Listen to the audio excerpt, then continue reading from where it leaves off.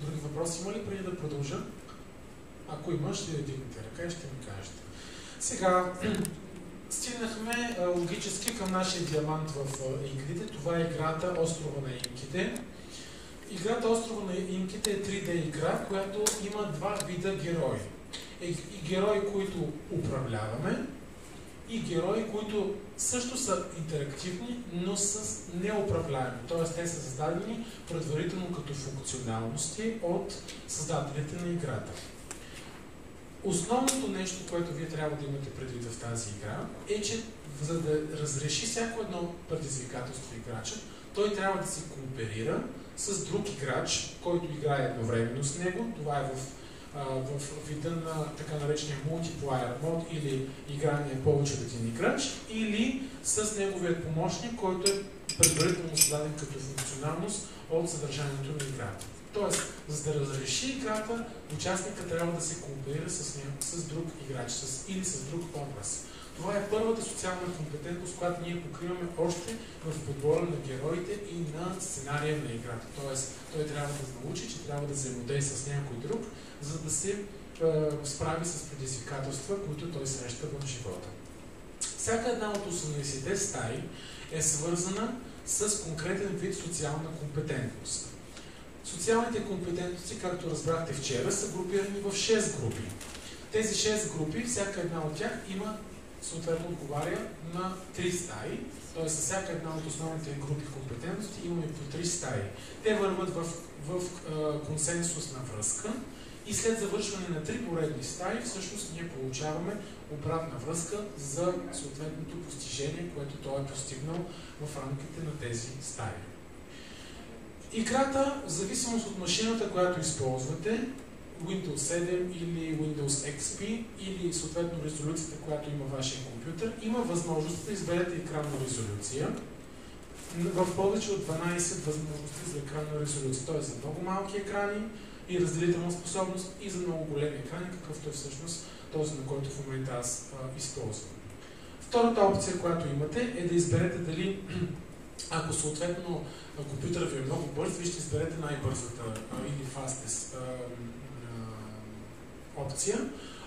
Обаче, ако той е фантастик, иска да кажа, простете, фантастик или beautiful, това е хубаво или фантастично изображение, но ако изберете и най-бързото, пак изображението не е лошо, аз ще избера точно него, за да видите как изглеждат героите. Това първо меню, той излиза само в началото, когато натиснете 2 пъти върху тази иконка на играта. Държа да отбележа, че тази игра може да изтеглите от сайта на проекта, който е Games for Competence или Games 4 Competence. Има брошура на проекта, както и на банера може да го видите. И в ниво продукти може да изтеглите ето тук този линк за играта за компютър Остров на инките. А може да изиграете играта за мобилен телефон както и на компютър, така и на телевизор.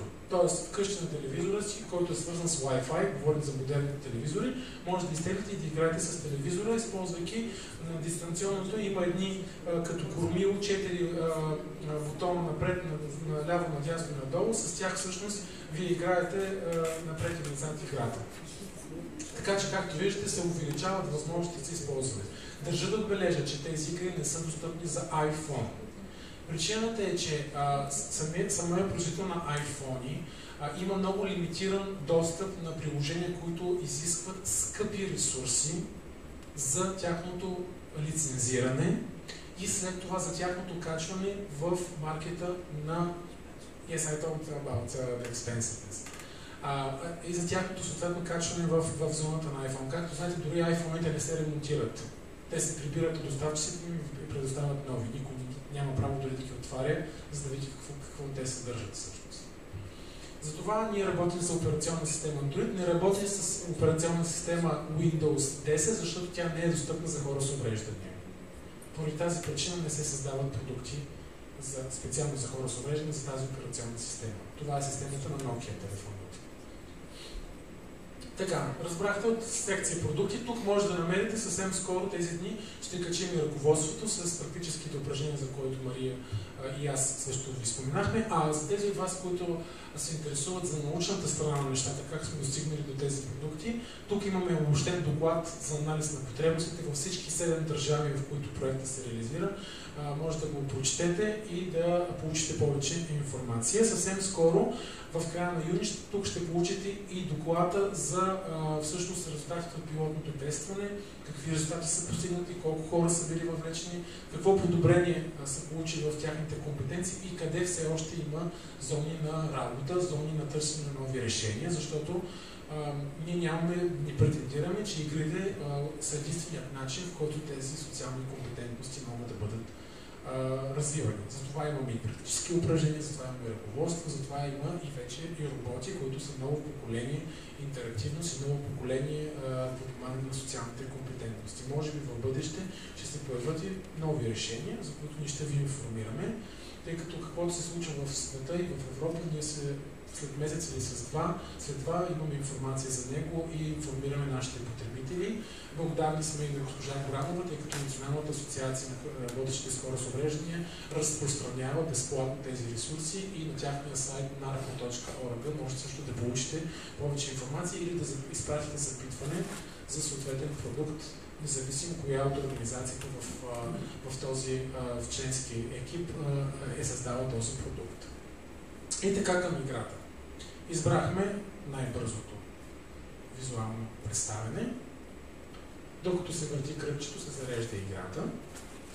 Първите две нива на играта или първите две условно наречени стаи, те нямат за цел да придобиват конкретна социална компетентност, а по-скоро да разберете основните дейности на движение на героя, основни дейности за активиране, да кажем, на предизвикателства, затваряне на врати или съответно по какъв начин се процедира по-напред. В настройки тук може да коригирате съответно аудиозвука на играта, на основните звукови, на звуковите ефекти и отново тук може да изберете езика на играта. Има и на английски, холандски, български, литовски, турски, сръбски или немски. Избираме български. Както виждате, България е светна на жълто. И с зелената стрелка продължаваме напред. Както ви казах, може да се играе от един играч. В този случай вторият играч ще бъде предварително зададен от компютъра, а съвсем скоро ще бъде, до края на месеца, ще бъде възможността и за повече от един играч, където вече вторият, всъщност компаньонът, който е на основният играч, ще бъде игран от друг играч на друго компютърно устройство едновременно в реално време. Когато натиснем вече изборът един играч, всеки един от тези диаманти отговаря на 6-те групи социални компетенции: общуване, сътрудничество, решаване на конфликти, самоуважение, самоконтрол и асертивност. Всяка една група от тези 6 има по 3 предизвикателства. Например, нека да изберем решаване на конфликти. Когато за първи път играете игра, ще се появи само на вашия компютър, ще се появи активно само първото прозорче, което е всъщност брега, на който се стартира играта. Но ако сте играли много пъти, вие може да продължите играта от ниво, в което вече сте достигнали. Например, достигате решаване на конфликти и спирате. И да кажем, следващия път искате да продължите с вашия клиент на същата игра. Да продължи просто напред. Тогава вече избирате активното меню, т.е. това, което е последно в бяло, защото виждате, тук има неактивни иконки. Избирате го и продължавате от мястото, което искате. Сега ще започнем от прекъс да ви покажа основните всъщност контролери, които да използвате. Тук се намира основното опътване за играта, тя се нарича острова на имките. Нейната главна цел е да покаже силните страни на работа в екип и приложението на уменията за социално взаимодействие. Ти участника, ще бъдеш в ситуация на ролева игра, в която ще трябва да изпълниш избрани задачи за сътрудничество. От теб ще се изисква да общуваш с друг играч и да споделяш информация. Информацията е представена чрез няколко взаимодействия с герои и обекти в играта. Как се играе играта? Движим се с мишка. Всички действия, отваряне на врати, взимане на диаманти и така нататък се взимат с бутона за интервал на клавиатурата. С бутона Escape, който се намира най-горе на клавиатурата, излизаме от играта в режим на пауза, в която може да починем или да видим къде се намираме. Или играем с бутоните AWSD на клавиатурата, които се намират точно едно по друго, или с трите стрелки, които се намират най-долу на клавиатурата. По-лесно да се играе с стрелки. Just thing I would like to mention here is, maybe you said it, but the arrow keys, you said Yes, about it? said The arrow keys in fact are the best combination, yes. because the VSD is a, you know, you Това have to искаше be... той да каже, че на него с стрелките също му е по-лесно. Yeah. Може с joystick, ако го включите към компютъра, наляво надясно, тогава вече става съвсем лесно и ако човека с увреждане е определен в сръчността, т.е. трудно може да има липсващи пръсти или да са обездвижени, с джойстика му е по-лесно да го движи. Имаме два героя, отново мъжки и женски герои.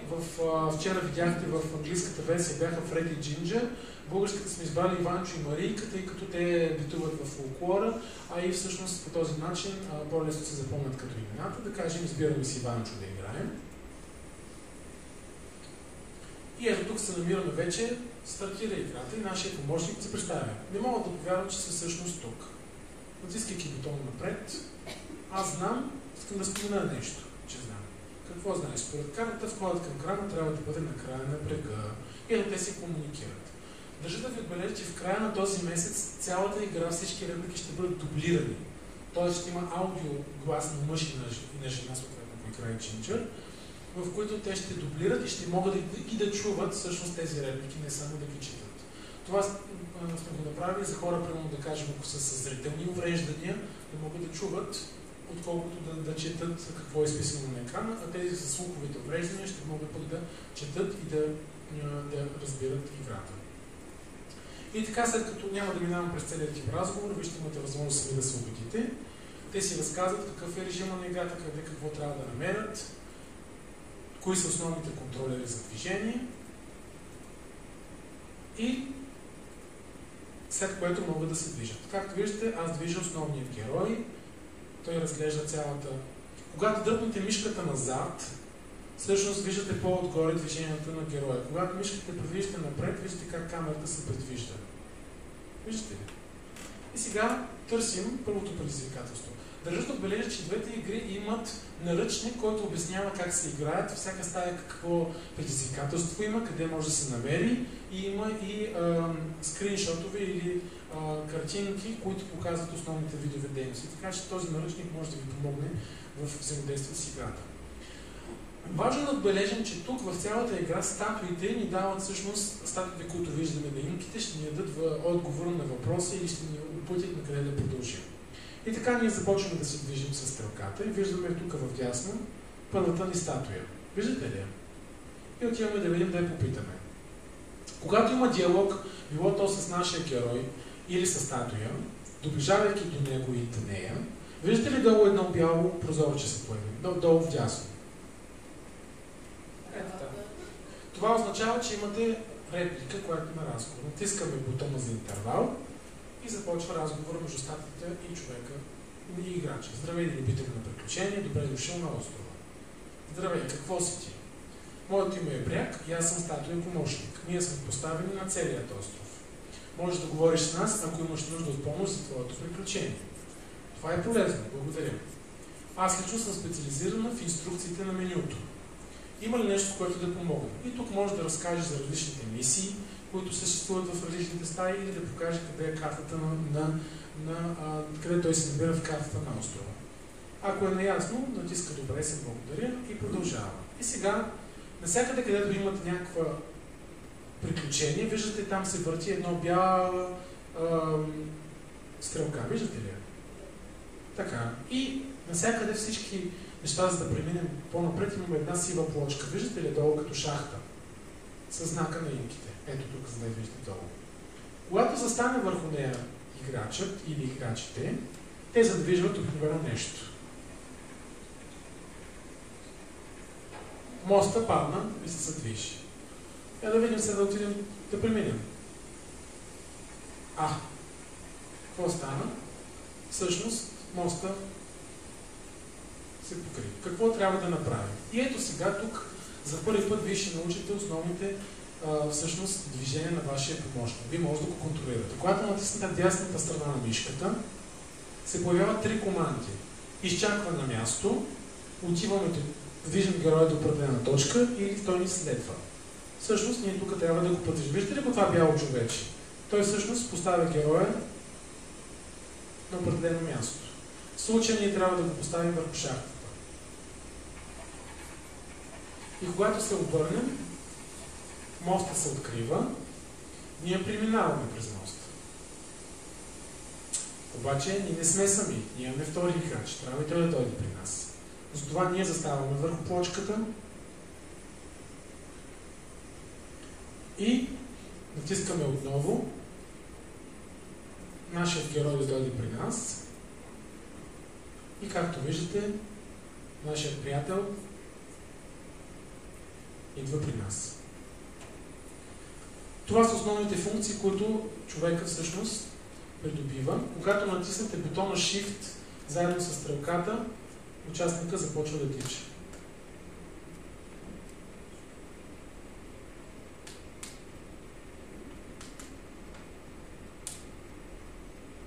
Сега ще поговори с следващата статуя, която ще му отвори основния храм, където се намират 6 социални компетенции. Ето е статуята, както виждате, отново имаме отгоре стрелкичка. Ето, здравейте, моето име е площадка. Здравей, площадки.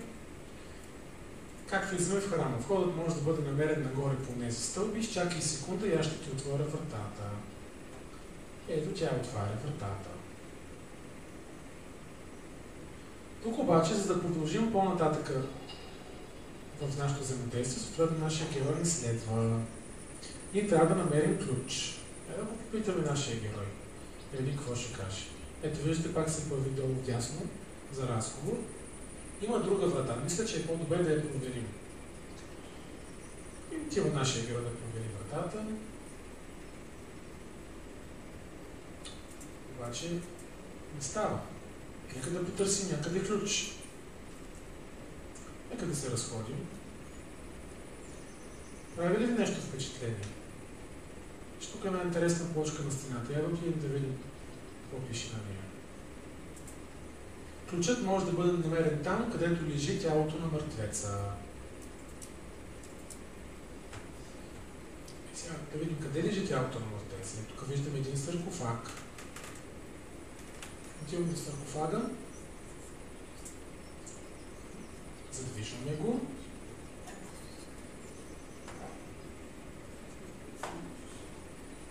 И сега да видим дали ще се отвори вече вратата. Натискаме интервал и така влизаме в основния храм. Веднъж изиграли играта, вие всеки път ще може да стартирате играта от този храм. Тоест не е необходимо да преминава отново през брега и отново през всички тези действия. Тук, когато изберете един вид социална компетентност, ще се активира само статуята на тази компетентност, която сте избрали. Тя всеки път ще се намира на друго място, където сега са полуразрушени другите статуи и трябва да отидете съответно пред нея, за да поговори. Здравейте, аз съм пазачът на разрешаване на конфликти. Сега отива той да поговори с тази статуя. И всъщност тук вече получава дидактичното условие. Значи, аз съм пътеката решаване на конфликти. Здравей, решаване.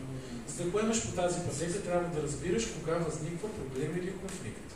Трябва да можеш да търсиш решение, да претеглиш тяхните позитиви, да избираш пътека, която е справедлива за всички.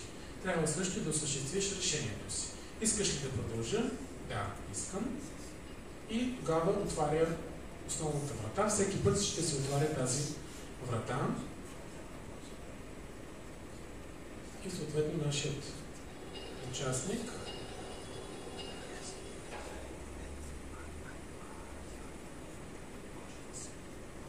отива на следващата статуя, за да разберем какво трябва да направим, какво е предизвикателството. Здравей, заповядай в първото изпитание. Здрасти. Можеш да ни разкажеш? Да, ще разкажеш. Това приключение трябва да се изберат твърдения, които са свързани с управляване на конфликтна ситуация. За да направим това, за да се избере този отговор за всяко твърдение, което демонстрира решение на конфликта. Ако имате грешен отговор, може да бъдете отново, за да стане правилно. Отваря статуята след инструкциите. В този момент, влизайки вътре, ние вече сме научили, че плочките задвижват съдържанието. Тук виждате, има две плочки. Съответно, поставяме нашият приятел на другата плочка. Ние отиваме на тази плочка. И, видя ли това? Какво имаш предвид? Току-що беше поставена бариера между нас и може би трябва да попитаме статуята, за да продължим напред.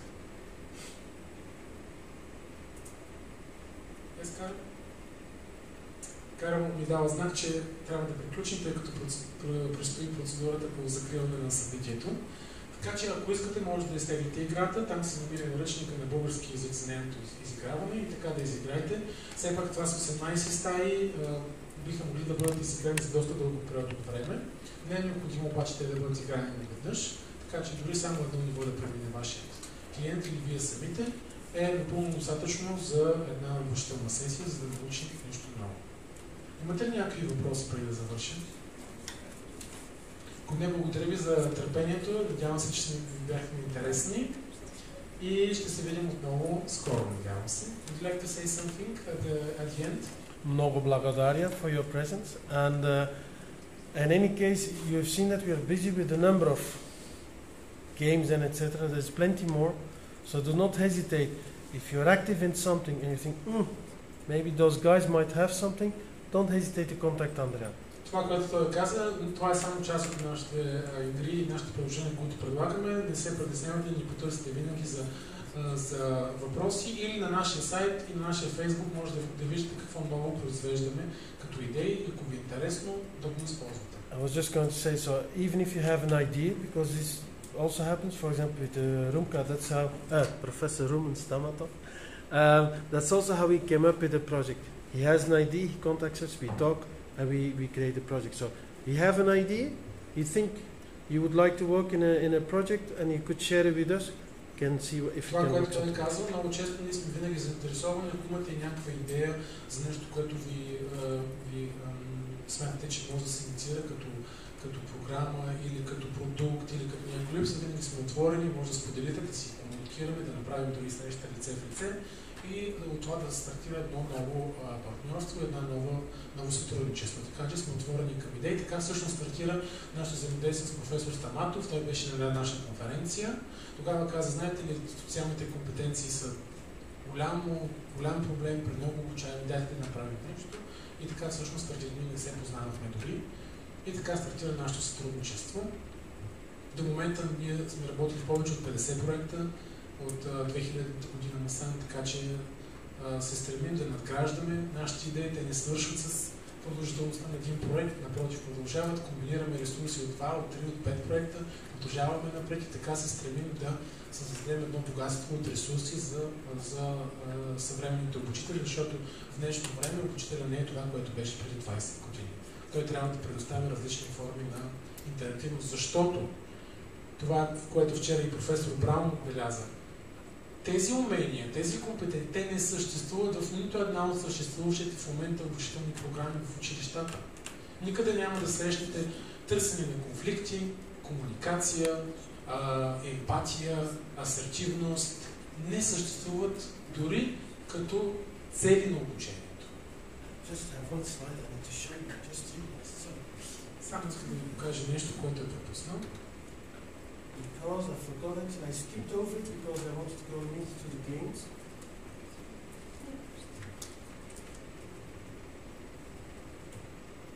Okay. I know it's a bit too late, but I'm one of the organizers, together with the University of Nottingham-Trent, of this event. It's a yearly event that addresses interactive technology and game conference. Това е една от най-големите конференции в Нотингъм, която ще се бъде проведена на 22-23 октомври. Казва се интерактивни технологии и игри за хора с увреждане. Това е най-голямото събитие за такива иновативни методи в Великобритания, където ние сме съорганизатори. И търсим, всъщност все още е отворен за абстракти, за доклади, така че на сайта, който той е посочил, може да подадете, разбира се, на английски език. Karen, could you please show the website because it's Аз ще ви го дам, защото аз го имам, но това е just to explain about the когато напишете в интернет ITAC 2015, той излиза. Аз ще ви го дам и написано. Интересното на това събитие е, че всъщност то е много голям академичен форум, но не само академичен форум. Там ще видите страшно много хора с увреждания от цяла Европа, които идват специално за това събитие, тъй като има огромни презентационни щандове и демонстрационни събития, например, демонстрират как се готви с роботи, как може да ги използвате вкъщи и как примерно да правите оригами за хора с увреждания, музикотерапия, най-различни неща, които биха могли да ви бъдат от полза и бихте могли да проведете. Таксата за участие не е недостъпна, съвсем резонна е, така че мисля, че даже за студенти има и стипендия за безплатно участие. Така че проверете вебсайта и би могло да ви бъде интересно. Това наистина е едно от най-големите събития в Европа за нови педагогически методи в системата на включващото обучение. The best papers, because you can submit papers, for example, this year the best papers will be published in a release from AAA-T. Да, най-добрите доклади се публикуват безплатно в най-голямото издание в Европа, AAA Inclusion се казва, и получават и парична награда за тази връщане. Това е особено за докторанти и магистри, които подават своите разработки в изследвания, на които те са автори, или са в съавторство с други хора, също бихте могли като групово труд, нали, да подадете вашето изследване. So even if you cannot do it this year, but you'd like to contribute, next year it is the year after. Събитието е всяка година, по това време на годината в есента и е винаги в Нотингъм, в Великобритания се провежда, така че ако не успеете тази година, може би до година. There are special grades for students. Okay. Това да, че... Да, има... There is as long, actually, but you can be quite creative in that. As long as there is use of an interactive technology. Трябва да адресираме интерактивността и иновацията. Yes. Това е важното, но би могло. We go very broad. I experience cooperative plays and games with students, and it was very fun. It was very fun. Yeah. But normally, also if you look at the range of people that participate, we have people, physiotherapists, we have people that do rehabilitation. Има рехабилитатори, физиотерапевти. Просто казвам какви хора ходят, нали там. So rehabilitation, we have special education, we have participants themselves with different disabilities. If there is something that you think that could be interesting in the context? I think students teach social competencies, they teach how to follow instructions, how to cooperate. This is a social competence. Yes. Because also, for example, the project SGSCC, the one that we also pressed yesterday on social competence and creativity, we have presented it thoroughly when we launched the project, so we have nothing to demonstrate. We just presented the concept. And now, for example, when we have everything, we're going to also present the tools. So it does not strictly sense you have to be technology. It, for example, as not if you're interested in that area, it could, for example, be easy to say, I have an approach that I would like to share. Не е задължително винаги да е свързано с технологията. Може да е подход, който имате или някакъв вид методология или методика, защото вие сте в тази област на методиките, в които искате да представите. Дават възможност, има и място за излагане на вашите материали или, примерно, ако ще някакъв вид демонстрация, може да демонстрирате също.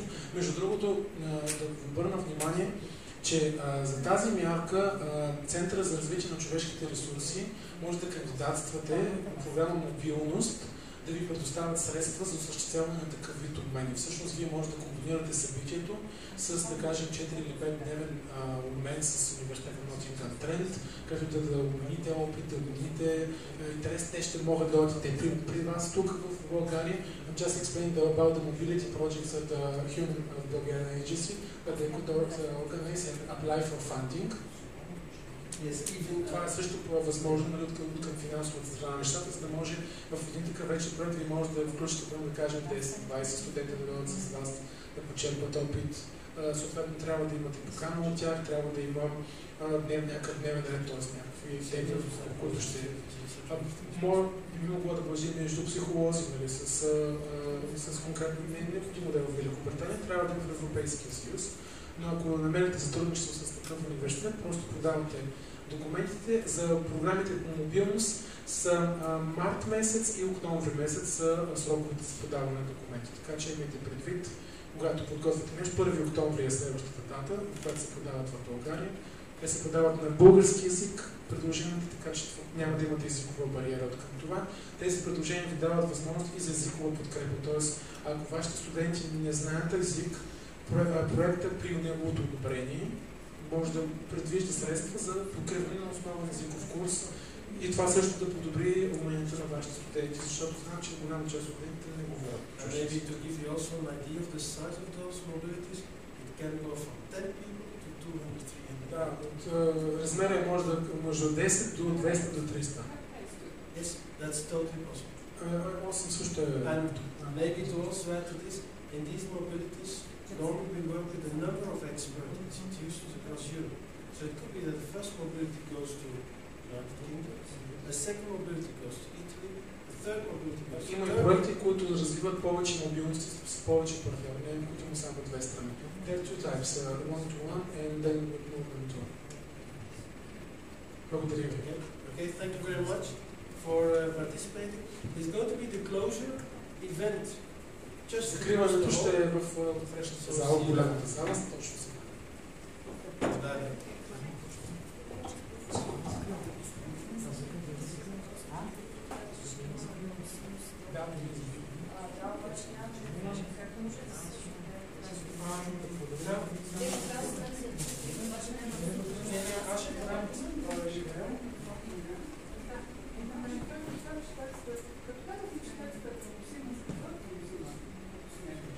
Ами, мисля, че беше 70 малко.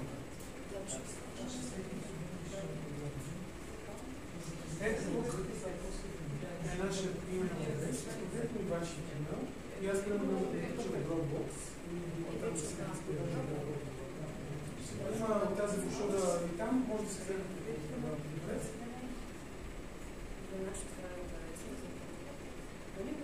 Ето. Да, има брошура. Имате. Да, имам